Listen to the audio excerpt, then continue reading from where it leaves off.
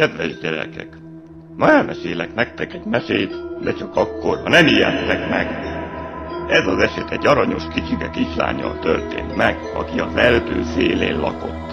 Egész nap fát vágott, tortát hegesztett a kertben, így hát estére mindig nagyon álmos lett. Egyik este azonban nem ugyanazt álmodta, amit szokott. Azt álmodta, hogy az ágyához odaül egy kedves kis küklopsz.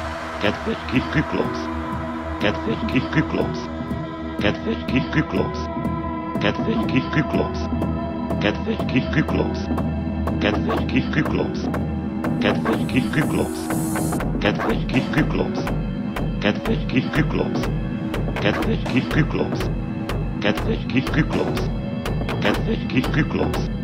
Kedves kis küklopsz. Kedves kis küklopsz. Nehogy az a fa! Kedves kis küklopsz. Kedves kis küklopsz. Kedves kis küklopsz. Kedves kis küklopsz. Kedves kis küklopsz. Kedves kis küklopsz. Kedves kis küklopsz. Hallok! Kis küklopsz. Kedves kis küklopsz. Kedves kis küklopsz. Kedves kis küklopsz. Kedves kis küklopsz. Kedves kis küklopsz. Kedves kis küklopsz. Kedves kis küklopsz. Nehogy az a fa! Kis küklopsz. Kedves kis küklopsz. Kedves kis küklopsz. Kedves kis küklopsz. Kedves Hallok! Kedves kis küklopsz. Kedves kis küklopsz.